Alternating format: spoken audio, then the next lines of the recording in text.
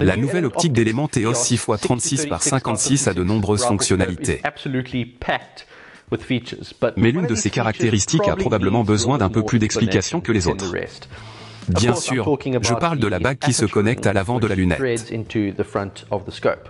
Quelle raison auriez-vous de vouloir réduire le diamètre de l'objectif de 56 mm en 40 mm? Que gagnez-vous? Que perdez-vous? Quelle est la physique dont cela change la lumière? Nous allons répondre à ces questions. Attachez votre ceinture. La première chose dont nous devons discuter est la lentille de l'objectif. Quel est son travail et pourquoi a-t-elle tendance à être plus grande que le reste du système optique? Eh bien, un objectif est là pour recueillir la lumière et la concentrer sur votre plan focal avant, qui se trouve ici où se trouvent vos tourelles. Voyez ça comme une loupe. Vous savez, quand vous étiez enfant et que vous preniez une loupe, vous la teniez au soleil et la déplaciez d'avant en arrière jusqu'à ce que vous puissiez concentrer le soleil pour brûler des choses. Nous l'avons tous fait. C'est ce que fait une lentille d'objectif. Mais bien sûr, la lentille de l'objectif n'est pas la seule partie d'un système optique. Il y a une cellule de parallaxe qui se trouve ici, qui concentre parfaitement cette image entrante sur le plan focal avant. Il y a une cellule de zoom ici qui agrandit votre image vers l'avant et vers l'arrière. Il y a une lentille oculaire à l'arrière qui corrige cette image pour votre œil et un certain nombre d'autres lentilles de verre qui ont tous des fonctions spécifiques.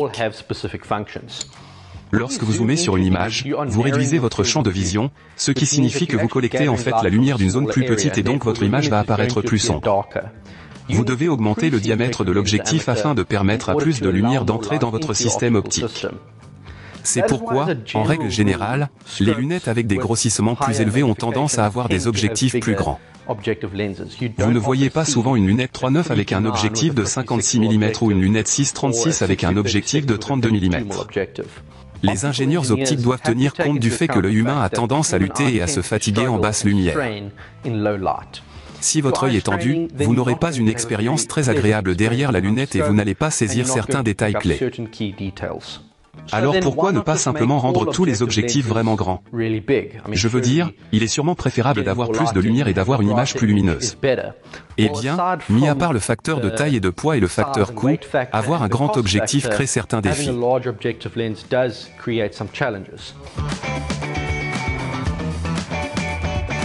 La lumière entrant au centre d'une lentille est plus facile à contrôler.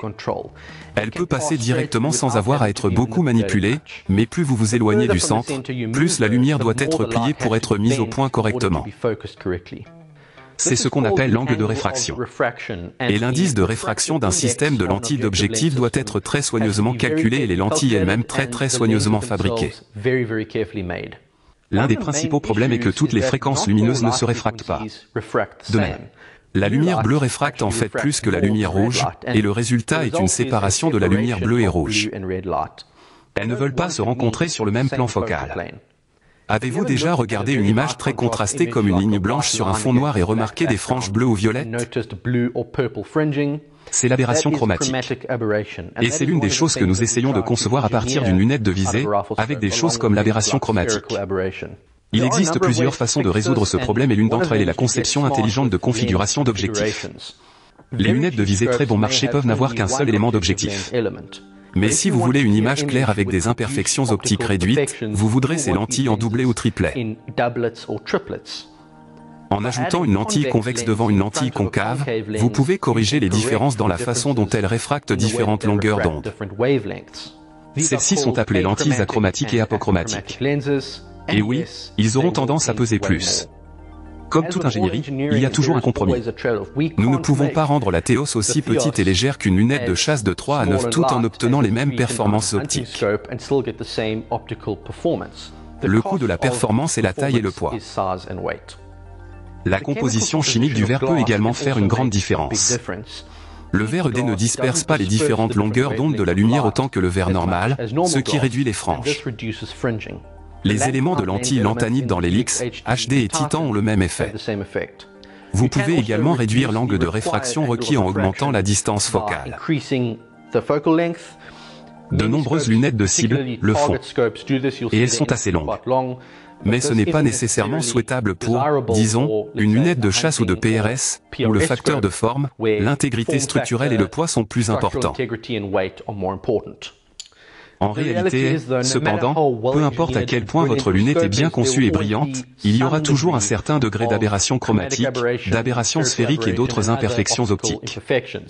Et dans certaines conditions de lumière, cela peut être encore plus perceptible que d'autres. Certaines lunettes de cible règlent cela avec des objectifs plus petits.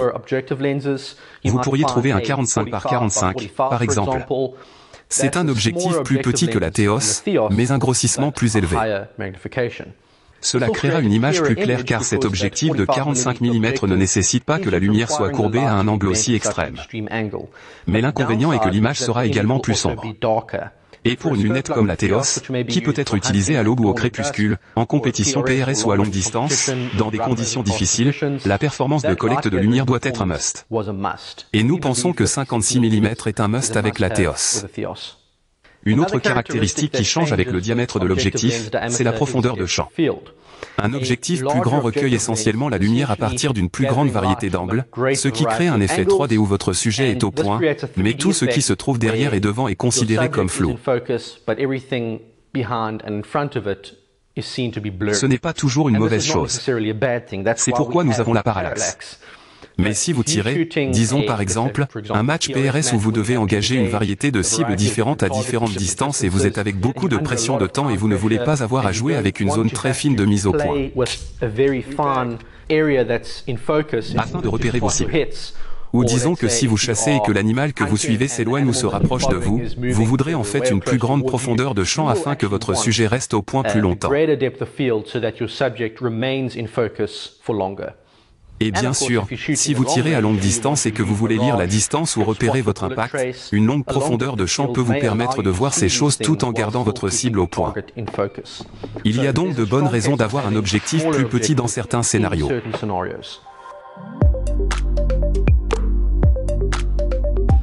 Vous voyez donc où cela nous mène.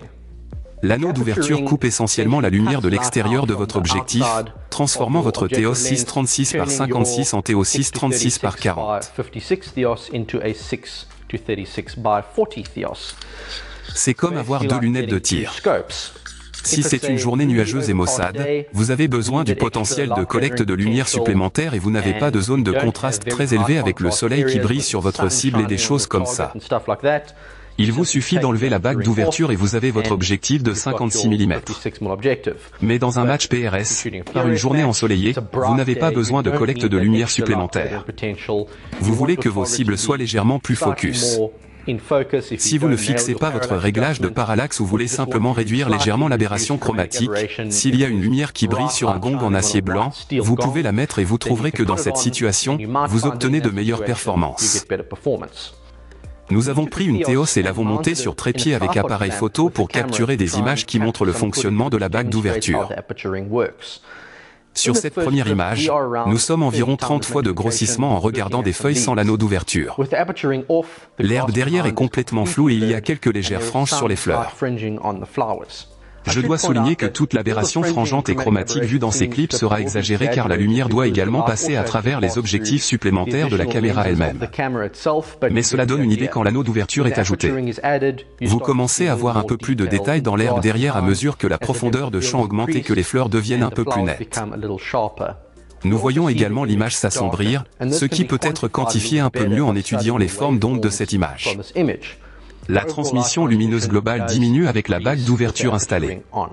Sur cette image, nous avons trouvé de la mousse blanche sur l'écorce d'arbres foncés, ce qui est très contrasté et devrait très bien montrer les franges et les aberrations chromatiques. C'est à 15 fois le grossissement. Encore une fois, l'ouverture améliore assez sensiblement cette image. Lorsque le soleil est sorti et a frappé la mousse, nous avons vu la plus grande amélioration s'opérer, s'éteindre. Notez également que cette brindille en arrière-plan est légèrement plus nette avec l'anneau. Enfin, voici un exemple de scénario où vous voulez absolument le laisser de côté. C'est le crépuscule, très peu de lumière, et au moment où nous réduisons le diamètre de l'objectif, vous pouvez voir à quel point l'image devient plus sombre. Ce n'est pas idéal du tout.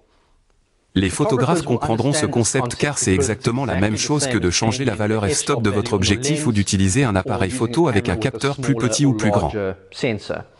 Les photographes de paysage ont tendance à utiliser des ouvertures plus petites pour obtenir plus de mise au point et obtenir les meilleurs détails possibles dans toutes les parties de la photo, tandis que les photographes de portrait ont tendance à préférer des ouvertures plus grandes pour obtenir cette faible profondeur de champ et faire ressortir leur sujet. Même si c'est au coût d'un peu de netteté et de clarté. Mais demandez à n'importe quel photographe quel est le meilleur et il vous dira probablement que cela dépend. Ça dépend de l'utilisation que vous faites. Et il en va exactement de même pour les lunettes de visée. Avec la Theos, vous avez une solution 2 en 1, et c'est à vous de décider comment vous voulez l'utiliser. Nous l'avons même enfilé des deux côtés afin que vous puissiez l'utiliser avec des accessoires tels que des pare-soleil, des flip caps ou d'autres choses. Voici pour cet anneau. Si vous avez des questions, n'hésitez pas à laisser un commentaire ci-dessous ou à nous contacter directement. Nous vous aiderons. Merci d'avoir regardé. À bientôt.